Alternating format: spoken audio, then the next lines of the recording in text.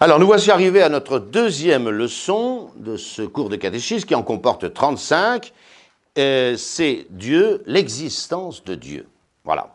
Et puis nous aurons, dans la leçon numéro 3, la définition de Dieu. Nous essayerons de voir ce qu'est Dieu et on verra les attributs de Dieu qui nous permettent d'entrer dans ce grand mystère, le mystère unique de Dieu.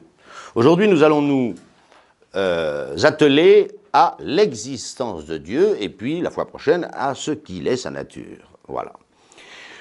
Nous l'avons déjà dit dans le premier cours, il y a deux manières d'accéder à Dieu. Deux manières tout à fait distinctes. Et l'une et l'autre nous prouvent avec certitude l'existence de Dieu. La première manière d'accéder à Dieu, c'est par la lumière de notre intelligence. Si nous faisons marcher convenablement notre intelligence, nous arrivons avec certitude à l'existence de Dieu. Voilà. Et c'est une voie naturelle, c'est la manière par laquelle tous les hommes devraient pouvoir accéder à l'existence de Dieu, parce que, vous allez voir, ils le peuvent. Voilà. Des hommes sont parvenus à l'existence de Dieu de cette manière, sans la révélation. Je pense aux philosophes grecs, Socrate, Platon, Aristote et beaucoup d'autres, moins connus que ces trois-là. Ils y sont arrivés, ça prouve qu'on peut y arriver. Et on va même voir, on verra plus tard, que Aristote est allé très loin quand il définit Dieu comme la pensée de la pensée. On peut dire qu'Aristote, non seulement est parvenu à l'existence de Dieu avec certitude, mais on peut même dire qu'il n'est pas loin de deviner que Dieu a un verbe et qu'il est infiniment intelligent et que ce verbe est Dieu. Enfin, bon, je ferme cette parenthèse. Voilà. Ce qui est absolument important de comprendre, c'est que pour un chrétien qui a la foi, il est impossible de nier cette possibilité d'accéder à Dieu. L'Église l'a défini. Pour nous, c'est un dogme de foi catholique, défini par le magistère le plus solennel de l'Église. C'est-à-dire qu'un chrétien n'a pas le droit de nier qu'on puisse démontrer l'existence de Dieu. Nous avons deux textes pour cela. Un texte de la Sainte Écriture très célèbre, c'est le premier chapitre de l'Épître aux Romains. Qu'est-ce que dit saint Paul?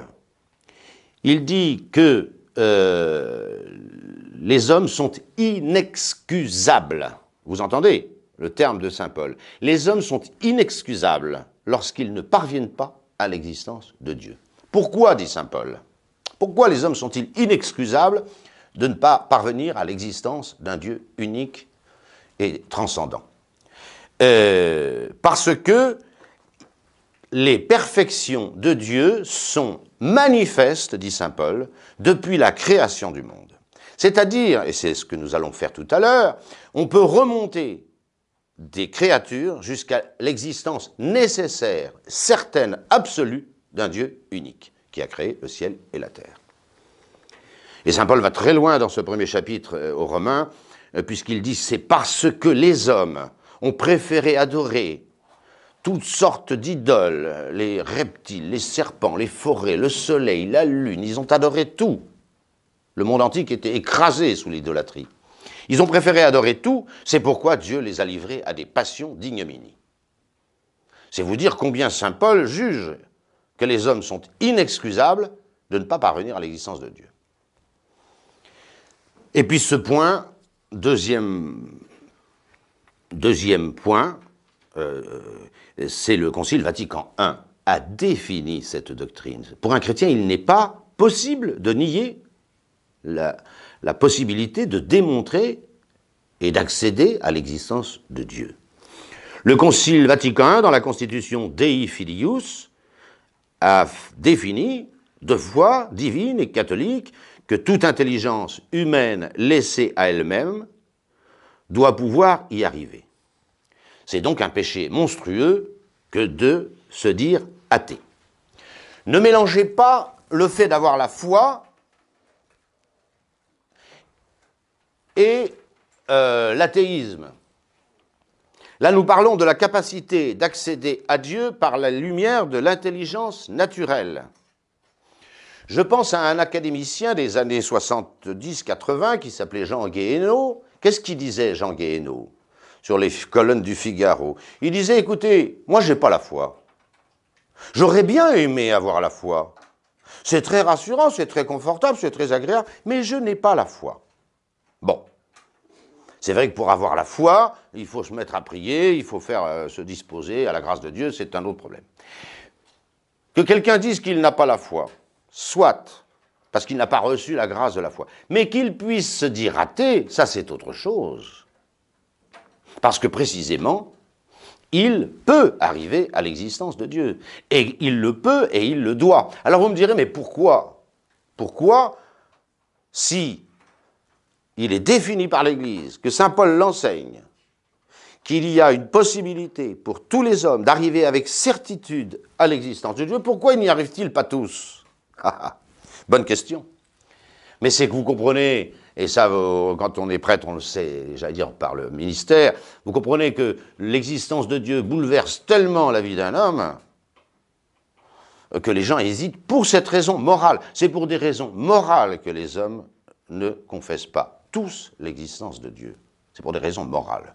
En un mot, c'est l'existence du péché originel qui a troublé l'intelligence des hommes et troublé surtout leur capacité morale, qui fait qu'avant de bien considérer l'existence de Dieu, ils reculent. Et c'est pour ça d'ailleurs qu'ils sont de mauvaise foi et que saint Paul, je me répète, dit qu'ils sont simplement inexcusables. C'est clair. Et saint Paul, je vous le disais, va très loin puisque, comme il est beaucoup plus grave pour un homme de nier l'existence de Dieu, de se dire athée, alors Dieu, dans sa miséricorde, envoie des châtiments pour que l'homme se ressaisisse. Et ces châtiments, saint Paul le dit, c'est les péchés contre nature. Et voilà pourquoi ces péchés contre nature, très bien décrits dans le premier chapitre de saint Paul aux Romains, eh bien, réveillent en quelque sorte ces gens qui osent se dire athées. L'athéisme est une monstruosité, n'hésitons pas à le dire, hein, et c'est, voilà. On ne juge personne en particulier, mais l'athéisme en soi est une monstruosité. C'est la première manière de remonter à l'existence de Dieu, de partir des créatures et d'arriver au Créateur. C'est ce que nous ferons tout à l'heure. Mais par contre, il faut d'abord dire que la révélation divine aussi est là. Nous avons parlé de la révélation dans le premier cours. Cette révélation, c'est la parole de Dieu, la parole que Dieu a dite aux hommes. Et la plupart des gens parviennent à l'existence de Dieu au moyen de cette révélation. Tout le monde n'a pas l'intelligence d'un Socrate, d'un Platon ou d'un Aristote. Encore qu'il le devrait. Hein. Voilà. Accéder à Dieu. Il y a aussi la révélation. La première manière, c'est l'homme qui réfléchit et qui remonte jusqu'à Dieu. La deuxième manière, c'est Dieu qui parle et qui enseigne aux hommes ce qu'il est et d'abord qu'il existe. Voilà.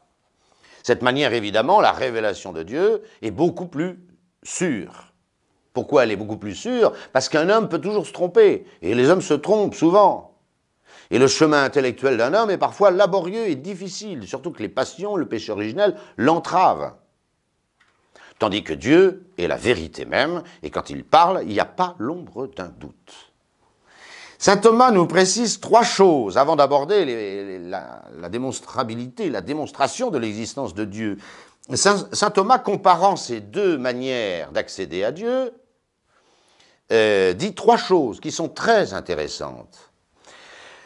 C'est que la révélation divine, donc la deuxième manière, elle nous fait connaître beaucoup plus de choses sur Dieu que la première. Évidemment, c'est Dieu qui parle. Et qui connaît Dieu, sinon Dieu lui-même? Et quand Dieu parle de Dieu, il dit beaucoup mieux et beaucoup plus de choses sur lui. C'est une évidence. C'est une évidence. En particulier, tous les mystères. Notre quatrième leçon, ce sera sur les mystères. Les mystères de Dieu. Il y a du mystère en Dieu. Dieu est très mystérieux, vous le verrez. Voilà. Les mystères de Dieu, il y a des mystères de Dieu que l'homme ne peut pas imaginer, pas soupçonner. Et là, il n'est pas responsable de ne pas y accéder. Ce n'est pas de sa faute. C'est impossible. Mais Dieu peut révéler ses mystères. Le mystère de l'incarnation, le mystère de la Trinité d'abord, le mystère de la grâce, le mystère de la rédemption, l'homme ne peut pas les deviner. Donc, la révélation de Dieu nous en fait, c'est son premier point de saint Thomas, nous fait connaître sur Dieu beaucoup plus de choses. On connaît Dieu dans son intimité, par la révélation. La deuxième caractéristique de la révélation, par rapport à la lumière de l'intelligence naturelle, c'est qu'effectivement, et de fait, elle touche un nombre d'hommes beaucoup plus grand. Parce que les hommes ne sont pas très malins, ils sont toujours dans leurs affaires et ils ne prennent pas le temps d'arriver à l'existence de Dieu par leur propre lumière. Par contre, la révélation a de fait touché des millions et des millions de gens qui n'auraient pas accédé à Dieu sans elle. Et regardez, la plupart des gens croient en l'existence de Dieu parce que Dieu a parlé, et non pas parce qu'ils ont fait toute la démarche des philosophes grecs. Elle nous fait connaître beaucoup plus de choses sur Dieu, et en particulier ses mystères. 2, elle touche un beaucoup plus grand nombre de personnes. Et le troisièmement n'est pas le moindre, c'est que la révélation nous procure pas seulement une connaissance de Dieu, mais également une vie avec Dieu, une vie surnaturelle. Elle nous sauve. Elle nous sauve. La connaissance de Dieu spéculative, par l'intelligence humaine, pour véridique qu'elle soit, pour fiable qu'elle soit, ne nous sauve pas. Tandis que la connaissance de Dieu par la révélation n'est pas seulement une connaissance théorique, c'est un plan de salut que Dieu a élaboré. Saint Paul résume cette doctrine dans l'Épître aux Hébreux. Qu'est-ce que doit croire, premièrement, Hébreux 11.6, qu'est-ce que doit croire, premièrement, quelqu'un qui accède à Dieu? 2 choses seulement. C'est la foi la plus rudimentaire, mais c'est la foi. Il doit croire que Dieu existe. C'est évident. Hébreux 11.6, celui qui accède à Dieu doit croire 2 choses. 1, évidemment que Dieu existe. Et 2, ajoute saint Paul, qu'il est rémunérateur de ceux qui le cherchent. Voyez? C'est-à-dire que Dieu n'est pas seulement une vérité spéculative, mais c'est aussi un sauveur. C'est-à-dire que Dieu va répondre à notre appel. Il y a un échange entre Dieu et nous. Et Dieu n'est pas seulement une vérité spéculative, il propose un plan de salut. Et c'est ça qui sauve. Donc vous voyez, cette troisième caractéristique est fondamentale.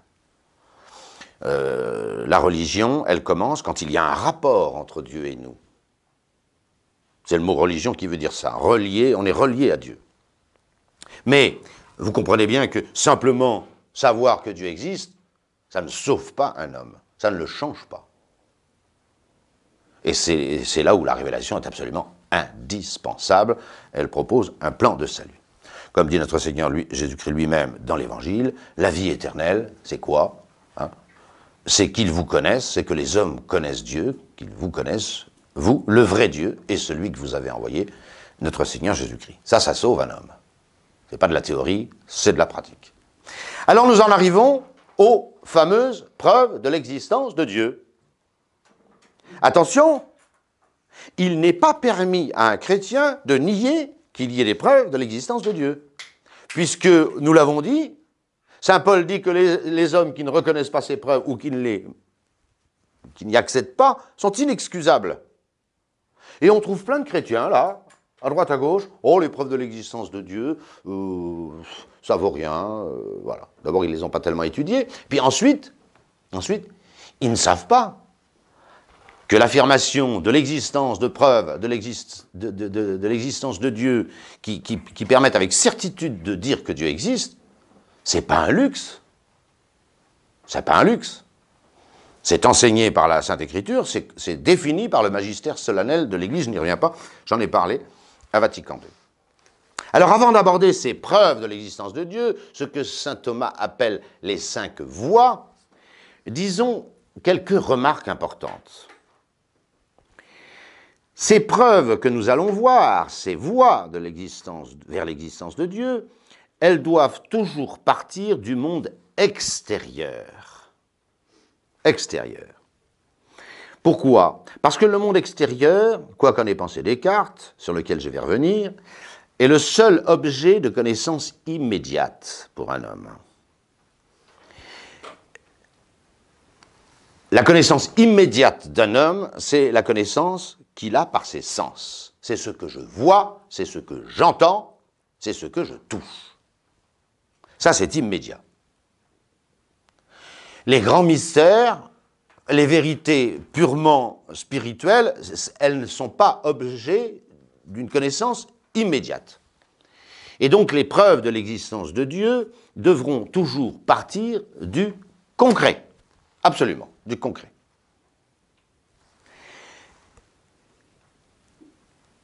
Comme dit l'Écriture sainte tout le temps, il faut remonter des créatures jusqu'au Créateur.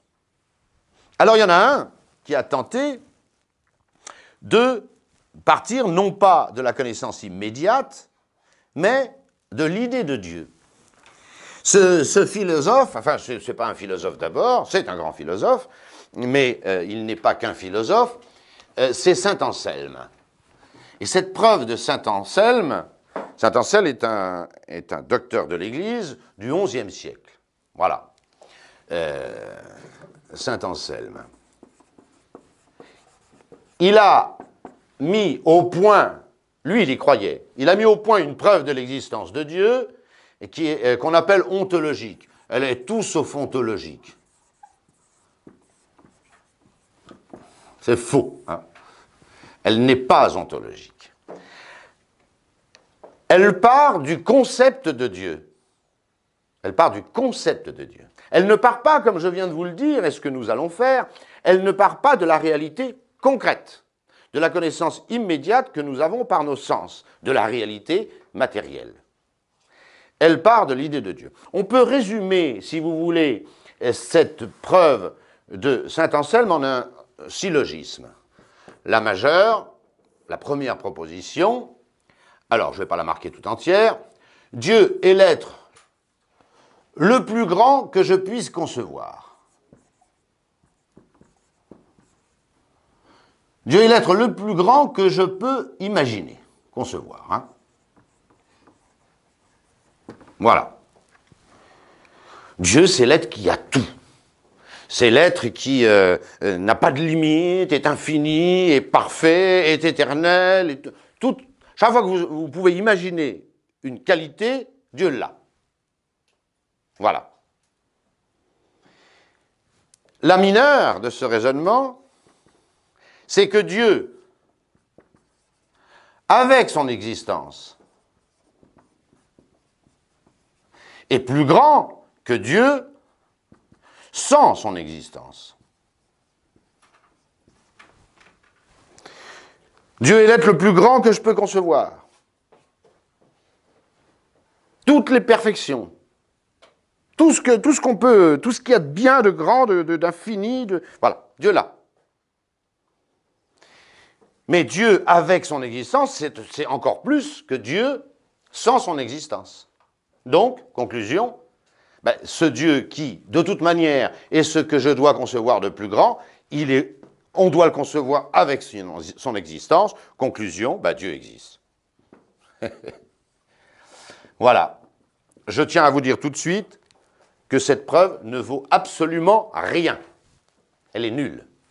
Elle ne démontre absolument pas l'existence de Dieu. Quel est son vice? Pourquoi? Parce qu'elle ne part pas des choses. Elle est absolument nulle. Elle part de quoi, cette preuve? Elle part d'un concept, elle part d'une idée de Dieu. Effectivement, cette idée de Dieu, cette idée qu'on peut se faire de Dieu, c'est l'idée la plus grande possible, très bien. Mais ça reste une idée. Ça reste l'idée de Dieu. Ensuite, Dieu, avec son existence, est plus grand que Dieu sans son existence. Mais c'est encore une idée. C'est une idée supplémentaire que vous ajoutez dans la proposition que Dieu est plus grand que ce que vous pouvez concevoir. Alors vous concevez également l'existence de Dieu. Mais qu'est-ce que ça prouve par rapport à Dieu lui-même et à son existence? Rien.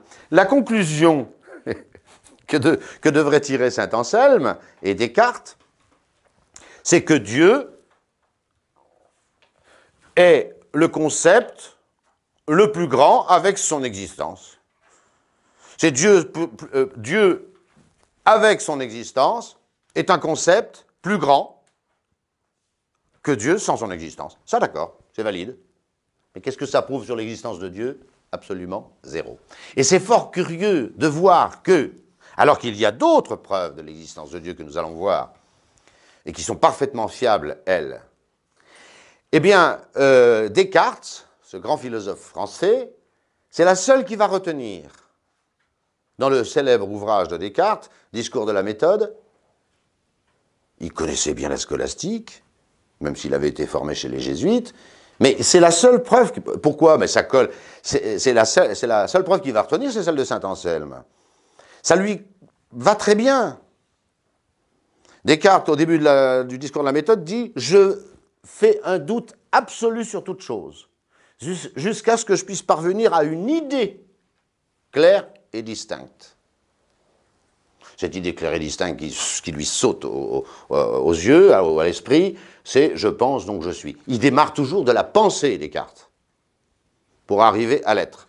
On ne peut pas partir de la pensée pour arriver à l'être. On doit partir du réel. Alors évidemment, Descartes a sauté et s'est emparé, a sauté sur cette preuve de saint Anselme et l'a fait sienne. Voilà.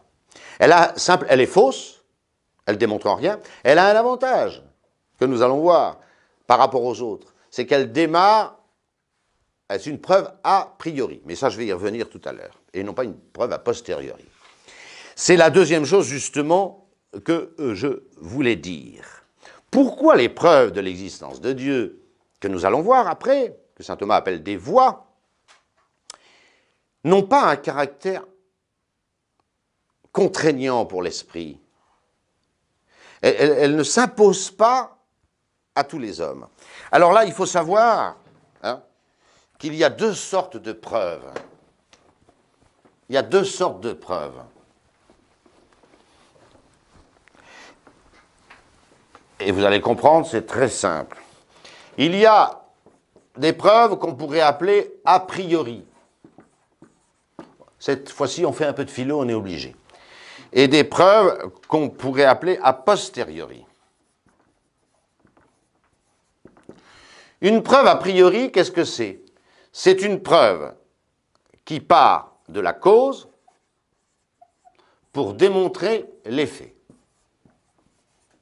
Voilà, je vais donner des exemples. Vous partez de la cause et vous démontrez l'effet. La preuve a posteriori, ben, c'est l'inverse. Vous partez de l'effet et vous remontez jusqu'à la cause. Voilà. Prenez une preuve mathématique. L'exemple le plus simple que tout le monde cite, 2 plus 2 égale 4. Ça, c'est une preuve a priori. Pourquoi? Quand vous savez ce que c'est que 2, c'est-à-dire 2 fois l'unité, et que vous ajoutez encore 2 fois l'unité, ça vous fait 4 unités, c'est ce que vous appelez 4.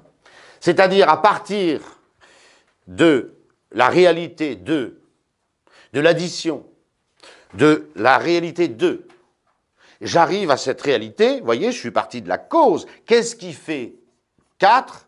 C'est la cause de 4, c'est 2 plus 2. C'est une preuve a priori. Ces preuves-là sont très saisissantes pour l'esprit. Beaucoup plus que les autres. Personne ne nie les vérités mathématiques. Pourquoi? Parce que les vérités mathématiques sont toutes des preuves a priori. Alors, elles sont lumineuses pour l'intelligence, et tout le monde est d'accord. Il n'y a pas que les preuves mathématiques qui sont a priori.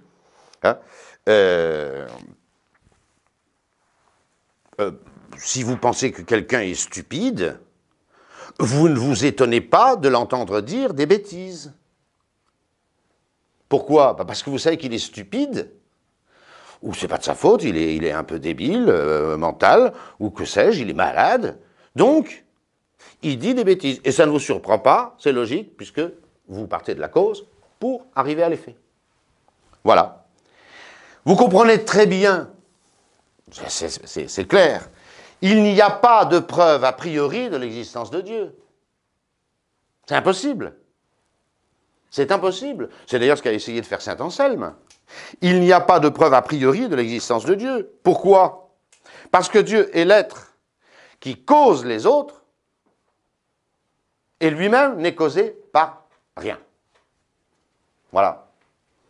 Il y aurait une preuve a priori de l'existence de Dieu si Dieu avait une cause. On partirait de la cause de Dieu et on arriverait à l'effet qu'est Dieu. Mais c'est pas possible. Parce que précisément, Dieu est l'être qui n'a pas de cause. Donc il n'y a aucune preuve, impossible, c'est impossible d'avoir une preuve a priori de l'existence de Dieu. Alors évidemment, on va partir des effets de Dieu, c'est ce qu'on dit depuis le début, on va partir des effets de Dieu et on va remonter jusqu'à la cause qui est Dieu. Il n'y a donc de Dieu que des démonstrations a priori. Seulement les démonstrations a priori sont beaucoup moins saisissantes pour l'esprit que les démonstrations a priori qui sont de type mathématique. Voilà, maintenant qu'on a dit ça, on peut aborder, si vous voulez, les preuves de l'existence de Dieu, en rappelant leur fiabilité. Hein. Mais attention, c'est peut-être la dernière remarque avant de les aborder, c'est que c'est philosophique. C'est pas de la petite mécanique à 3 sous, c'est philosophique. Il faut arriver à la perception de ce que c'est que l'être. Et c'est là, effectivement, ceux qui n'ont pas fait un peu de philosophie et de métaphysique sont assez vite largués. Ils ne voient pas l'enchaînement causal. La cause, c'est ce qui détermine l'être d'une chose. C'est ce qui fait sortir un être du néant. Et ça, évidemment, nos contemporains, qu'on a un peu décérébrés métaphysiquement, je suis désolé de le dire, sont un peu incapables de cet exercice que nous allons faire. Saint Thomas admet 5 voies. Pourquoi il les appelle des voies et non pas des preuves? Parce que le processus de preuve est le même dans chacune de ces voies. Ces différents chemins, on part de différentes réalités, mais la démonstration elle-même est identique dans chacune de ces voies. Voilà, c'est comme si vous aviez 5 ou 6 chemins, mais qui menaient au même endroit. Voilà. La première de ces causes, on va les noter au tableau pour que vous essayiez de les retenir. Attention, elles sont un peu difficiles, je le reconnais, mais elles sont parfaitement fiables. Encore une fois, toute l'Écriture nous dit, et le magistère de l'Église, qu'il y a des moyens de démontrer l'existence de Dieu avec certitude. C'est donc bien que ces preuves existent. La première, c'est par la cause efficiente. Ne vous laissez jamais impressionner par les mots. Voilà. Première voie de saint Thomas d'Aquin. Qu'est-ce qu'elle dit, cette voie? Elle dit tout simplement que tout être a une cause. Voilà. Tout être a une cause. Et il ne peut pas en être autrement. Il y a des chats sur la terre. D'où viennent les chats? Ils viennent des chats qui les ont engendrés.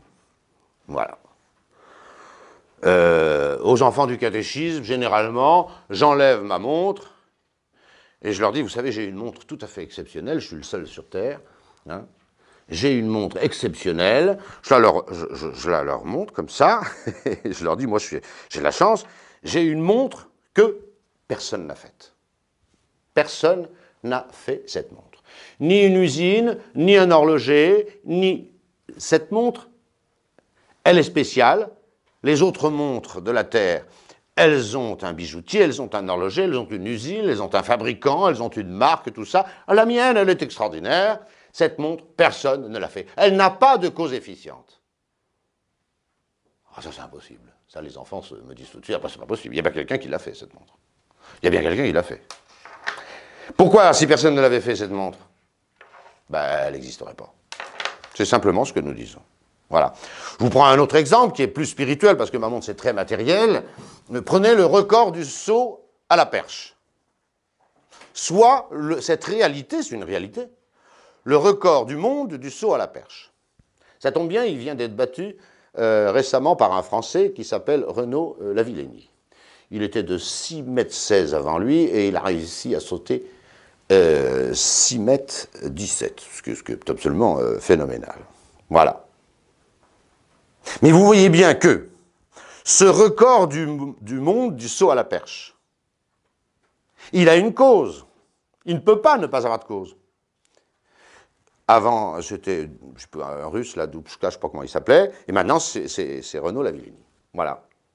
Qu'est-ce qui fait qu'il y a un record du monde du saut à la perche?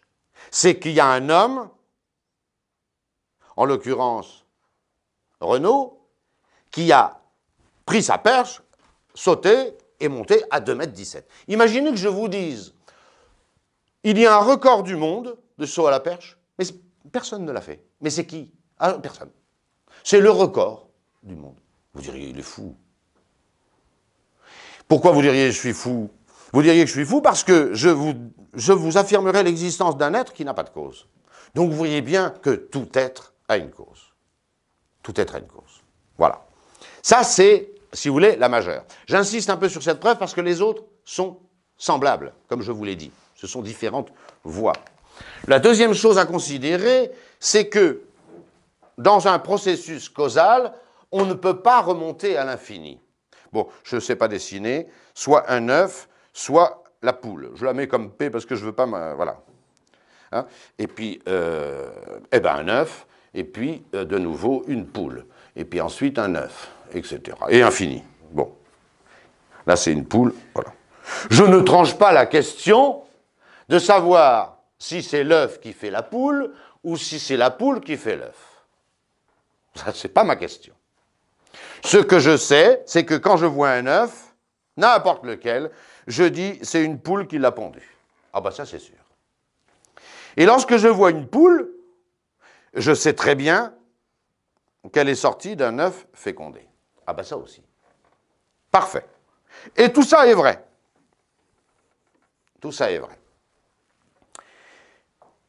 Alors on pourrait dire, ben voilà, on a l'explication. On a l'explication.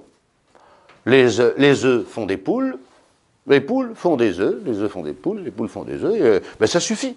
Ben non, ça ne suffit pas du tout. Parce que, prenez n'importe quelle poule, celle-là. Bon. Elle existe, hein, elle est là, vous la voyez dans votre poulailler, elle est là, on ne va pas nier l'existence. Si quelqu'un nie l'existence des choses qu'il voit, bon, tant pis, on n'a plus à discuter avec quelqu'un comme ça. Hein. Voilà. Mais vous avez là cette poule. D'où vient cette poule? Elle vient de l'œuf, ça je suis d'accord. Si j'ai une explication de l'œuf, j'aurai aussi l'explication de la poule. Mais si je n'ai pas l'explication de l'œuf, je n'aurai pas non plus l'explication de la poule. Et puis je recommence ce raisonnement ici. Soit un œuf.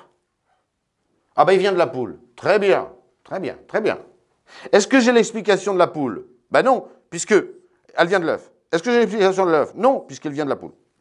Ce qui fait que, hein, explication là, 0, 0, 0, 0, 0, et vous pouvez additionner 3 milliards de zéros, ça fera toujours 0.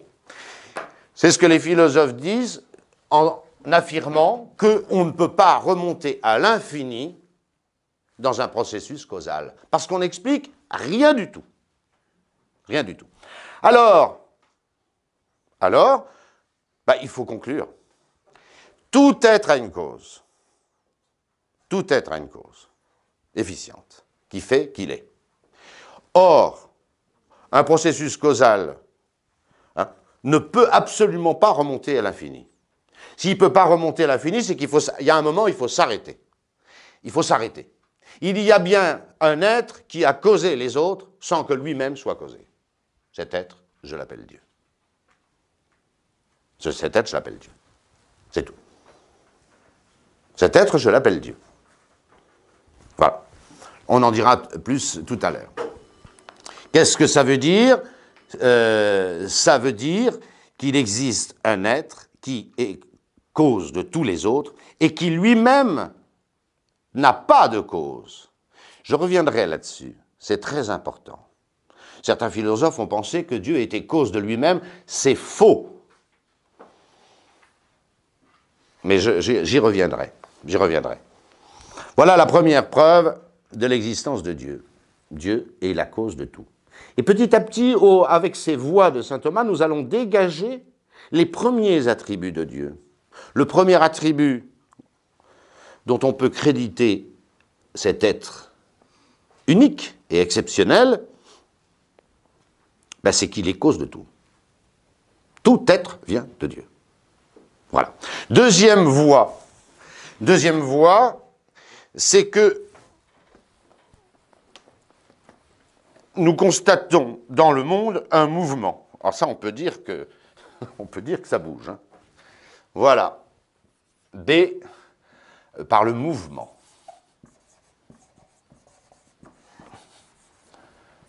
Le mouvement. Qu'il y ait du mouvement, je ne vais pas perdre mon temps à vous le démontrer. Hein? On peut dire que tout bouge. Tout se remue. Voilà. Au point même que certains philosophes grecs avaient voulu faire du mouvement la dernière explication. Il n'y a pas de réalité, il n'y a que du mouvement. Voilà. C'est l'école des Éléates, pour ceux qui ont fait de la philosophie, voilà. Pantarei, tout coule, tout bouge, tout change. On ne se baigne jamais deux fois dans le même fleuve. Ben, pour le mouvement, il y en a. Et c'est vrai, quand on voit à la science moderne, avec les astres qui s'éloignent de plus en plus, quand on voit la biologie moderne, etc., les milliards de réactions chimiques qu'il y a dans chacune de nos cellules, c'est quelque chose d'inimaginable. Bon. Et là-dessus, on en sait beaucoup plus que les anciens. Tout bouge. Voilà, ça c'est. On part de cette réalité. On est parti de la causalité tout à l'heure, maintenant on part du mouvement. Ce que nous affirmons, c'est que aucun être ne bouge par lui-même. Il est remué par un autre. Tout le temps, tout le temps, tout le temps. Ce qui se meut, ce qui bouge, a une cause de ce mouvement qui n'est pas lui. Et vous pouvez regarder, c'est universel. Bon, c'est ce que disent les philosophes, hein, quid, un mauvais tour, à Ballio, mauvais tour. Ce qui est remué, ce qui bouge, est remué par un autre, pas par lui-même. Vous me direz, mais on a une automobile. On fait des automobiles, c'est des êtres qui sont mus par eux-mêmes, c'est ce que veut dire automobile, le mouvement de lui-même. Mais si vous regardez bien, prenez une automobile, elle avance, mais elle n'avance pas toute seule, et elle n'avance pas par elle-même, elle avance parce qu'elle a un moteur. Et le moteur, il tourne de lui-même? Non. Il tourne parce qu'il y a une explosion de gaz, parce qu'il y a des pistons qui poussent ceci, hein, et le piston pousse la bielle, et la bielle pousse le vilebrequin, et le vilebrequin alimente le mouvement de la boîte de vitesse, et la boîte de vitesse alimente les cardans, et les cardans font tourner les roues. Toujours, un être est mu par un autre. Voilà. La voiture est poussée par son moteur, l'air est poussé par le vent est poussé par la dépression atmosphérique. Pourquoi le sang remue? Ben parce qu'il y a une pompe refoulante qui s'appelle le cœur et qui le remue, etc., etc., etc. Toujours. Voilà. Là, la mineure est la même qu'au-dessus. Dans ce mouvement, on ne peut pas remonter à l'infini. On ne peut pas remonter à l'infini. Il y a aussi le mouvement cosmique, hein, qui est prodigieux. Pourquoi le Big Bang, par exemple? Pourquoi le Big Bang? C'est une théorie scientifique, hein, c'est pas de la philosophie, c'est pas de la théologie. Pourquoi le Big Bang? Hein? Pour la même raison. Pour la même raison. Depuis Newton, on sait que la grande loi du cosmos, c'est la loi de l'attraction. Les corps ont tendance, c'est un grand mystère d'ailleurs, hein, à se rassembler, puisqu'ils s'attirent en raison proportionnelle, inversement proportionnelle au carré de leur distance. Et puis on a constaté depuis des dizaines d'années, c'est d'ailleurs un prêtre qui a constaté ça, un prêtre belge, que tout ce qu'on observe s'éloigne. Alors c'est quand même très curieux. Hein. D'après la loi scientifique, tout devrait se rassembler, et puis on s'aperçoit, par l'effet Doppler, peu importe, que tout s'éloigne. D'où la théorie du Big Bang, qu'il y a à l'origine de l'univers une explosion formidable qui explique ce mouvement qui s'écarte au lieu qu'il devrait se rassembler. Peu importe, je ne fais pas de théorie scientifique ici, mais vous voyez bien que le mouvement est partout. Et que quand vous avez un mouvement, vous cherchez ce qui a fait causer le mouvement. Vous ne pouvez pas faire autrement. Quelle que soit la solution d'ailleurs. Voilà. Le Big Bang, hein, soit dit entre parenthèses, n'explique absolument pas la création. Parce que pour que quelque chose explose, il faut déjà qu'il y ait quelque chose. Alors, vous comprenez qu'une explication de la création par le Big Bang est complètement stupide et folle.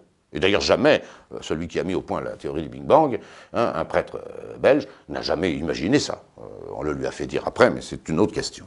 Donc tout ce qui est mu est remu par un autre. Il y a bien un moment où il faut un être qui, donnant le mouvement, n'est pas lui-même remué par un autre. Ça, c'est absolument certain. Cet être aussi, je l'appelle Dieu. Qu'est-ce que je sais sur Dieu? Ben, s'il n'est pas remué, c'est qu'il est immobile. Et ça, c'est fantastique. C'est le deuxième attribut de Dieu, car ces 5 voies dégagent 5 attributs de Dieu. 1, Dieu est cause de tout, sans aucune exception. Il n'y a pas un être qui ne doive son être à Dieu. Aucun. Il y a des intermédiaires, mais aucun être ne doit pas entièrement son être à celui qui a l'être par lui-même, la cause efficiente. Là, nous disons également que Dieu donne le mouvement à toute chose, c'est ce que dit saint Paul dans les Actes des Apôtres, il dit que Dieu donne le mouvement à toute chose. Toute chose. Et lui-même, il communique le mouvement, mais il n'est pas remué par un autre. Et si Dieu n'est pas mis en mouvement par un autre, c'est qu'il est immobile. Parce qu'il n'est pas mis en mouvement. Voilà. Nous savons déjà 2 choses sur Dieu. C'est que il est cause de tout, en particulier du mouvement de tout, et que lui est immobile. 3e voie de saint Thomas, c'est l'ordre de l'univers. Voilà.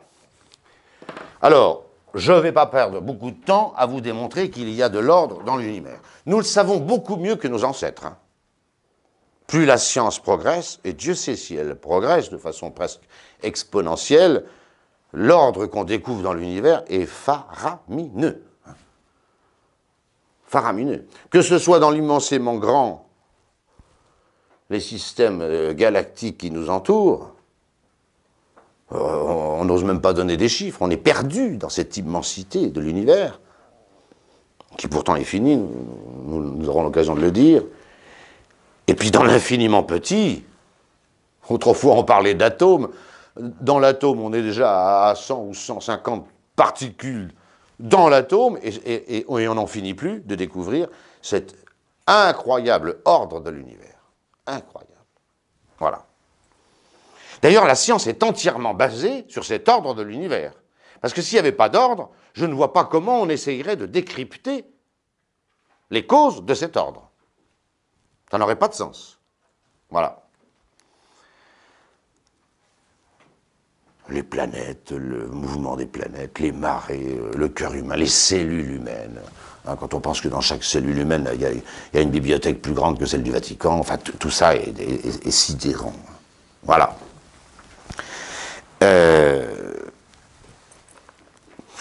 Pour les enfants du catéchisme, je leur raconte pour les enfants, hein, mais les adultes sont de grands enfants, vous le savez, donc je vais vous le raconter aussi.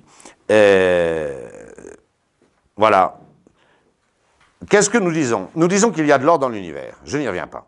Nous disons que l'ordre est toujours le fait d'une intelligence. Voilà la mineure de cet argument, de cette 3e voie. Là où il y a de l'ordre, pour avoir mis de l'ordre, il y faut une intelligence. à tous les coups. Les anciens disaient « sapientis est ordinare ». C'est le propre du sage, de l'homme intelligent, de mettre de l'ordre. L'ordre ne se met pas tout seul. Le hasard produit du désordre. L'intelligence produit de l'ordre. Voilà. L'exemple que je prends pour les enfants du catéchisme, ils le comprennent assez bien, je pense que vous allez le comprendre. Un petit garçon est parti à l'école le matin et il a laissé sa chambre dans un foutoir, dans un fouillis complet. Tous ses jouets par terre, ses chaussettes, ses chaussures, sa brosse à dents, son lit défait, hein, il y en a partout, c'est sale, etc. C'est désordre. Il rentre à midi dans sa chambre, après l'école, et il s'aperçoit que sa chambre est nickel, c'est l'ordre partout. Les draps sont tirés, il n'y a pas un pli, la couette est bien mise, l'oreiller, le pyjama est plié, la brosse à dents est dans son verre, le tube est refermé, il n'y a plus de jouets qui traînent, tout est, etc. Parfait. Alors il va voir maman, il dit « Oh, bah t'as fait ma chambre ». La maman dit « Non, c'est pas moi. C'est pas moi qui ai fait ta chambre. » Bon.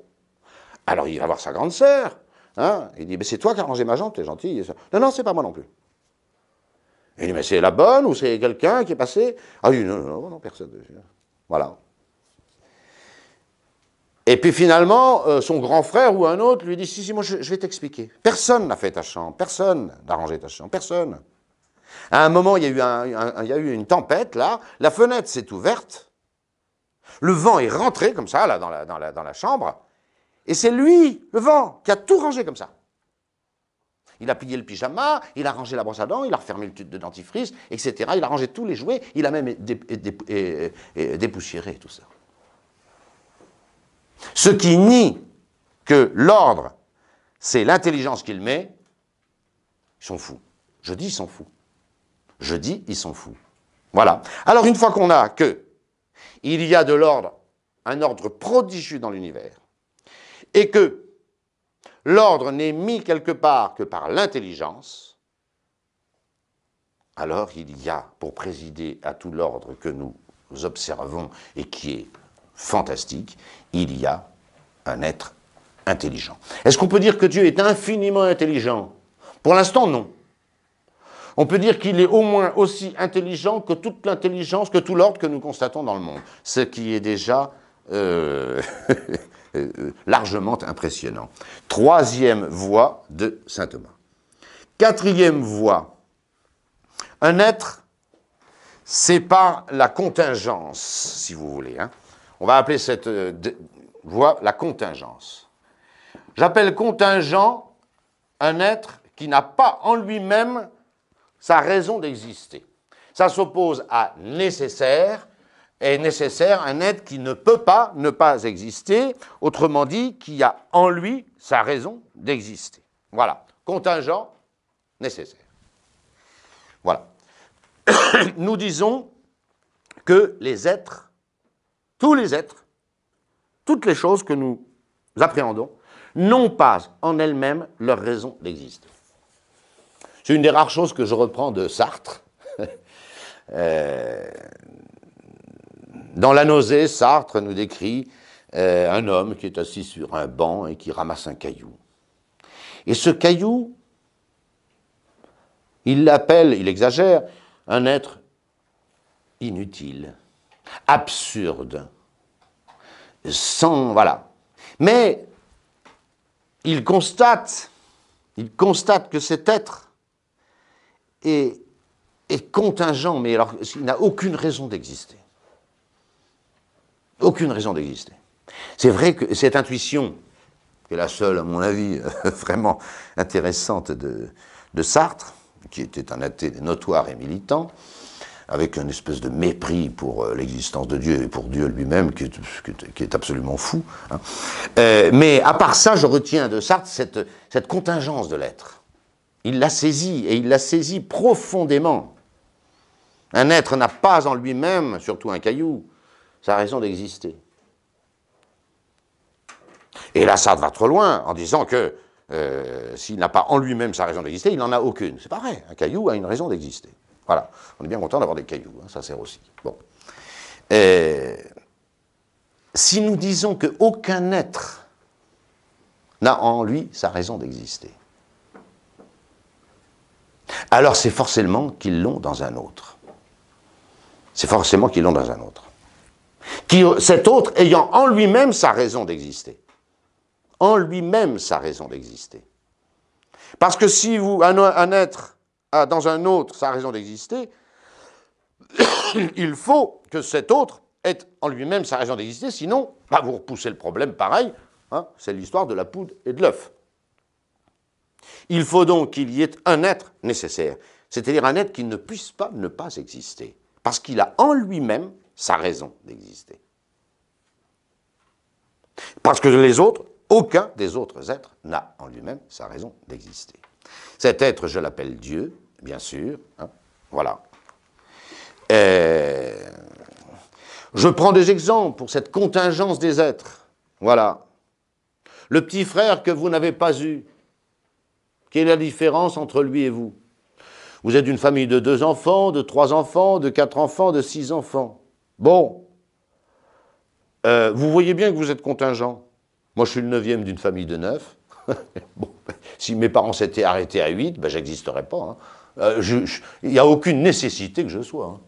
Je suis un être contingent. Et le petit frère que je n'ai pas eu, le petit frère ou la petite sœur que vous n'avez pas vu, que vous n'avez pas eu, vous voyez bien combien cet être est contingent, puisqu'il n'existe même pas. Et vous êtes aussi contingent que le petit frère ou la petite sœur que vous n'avez pas eu. Vous n'avez pas en vous-même la raison de votre existence. Vous l'avez dans un autre. Et comme tout être doit avoir dans un autre, c'est qu'aucun être n'aurait de raison d'exister. Tous les êtres seraient absurdes. C'est la démonstration de Sartre. S'il n'y a pas un être qui a en lui-même sa raison d'exister et qui, lui, est nécessaire, tout est absurde. Tout est absurde. C'est la 4e voie de saint Thomas. Et la dernière, petit e, c'est par la cause finale. Et nous aurons fini. La cause finale. Voilà. Tout être a un but. Sans aller chercher des choses très, très éloignées, très spirituelles. Pourquoi on fait des clés? On fait des clés pour ouvrir les serrures. Non mais vous vous imaginez le type qui fabrique une clé, il n'a pas du tout l'intention d'utiliser cette clé pour ouvrir. Il fait une clé. Non. Une clé, c'est une chose, c'est un être qui est fait pour ouvrir un Newman, une porte, une fenêtre, tout ce que vous voulez, mais enfin, elle a un but. Ainsi. L'essence, si on met de l'essence dans sa voiture, c'est parce que, pour l'instant, il y en a d'autres moyens, hein, et c'est la même question, mais c'est dans le but de faire rouler les voitures, les avions, etc. Voilà. Pourquoi on fait des montres? On fait des montres parce que c'est joli, hein, puis qu'on se met ça au poignet pour faire bien. Non, on fait une montre pour nous indiquer l'heure. C'est tout. On fait toujours quelque chose pour quelque chose. Tout le temps. Dans un but. Voilà. Pourquoi on fait des trains? C'est pour faire beau, pour amuser les vaches. Non. On ne fait pas des trains pour faire beau et amuser les vaches. On fait des trains pour se déplacer. Et c'est très pratique. Hein. On fera bientôt Paris-Bordeaux en 2 heures. Eh bien, c'est bravo. Voilà.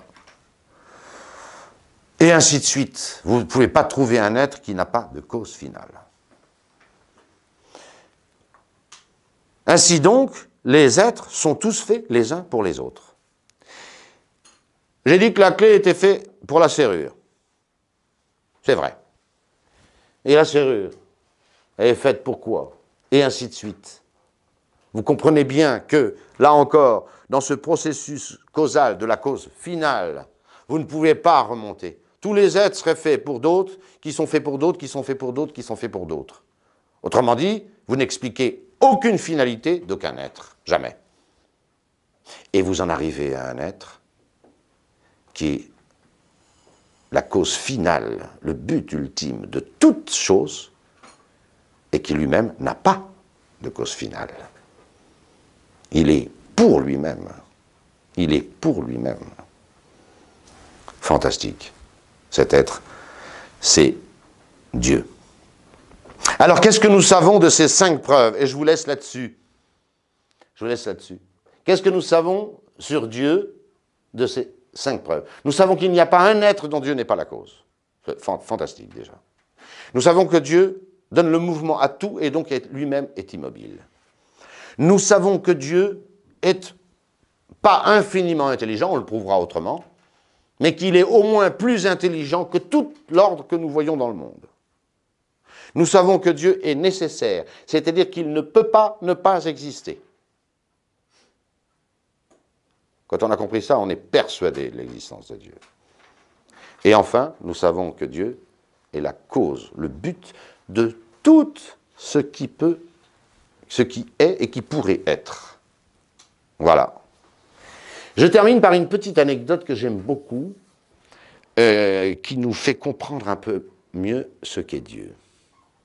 J'enseignais ça un jour aux enfants. C'était à Bordeaux. Et j'avais dans ma classe un petit de 6 ans.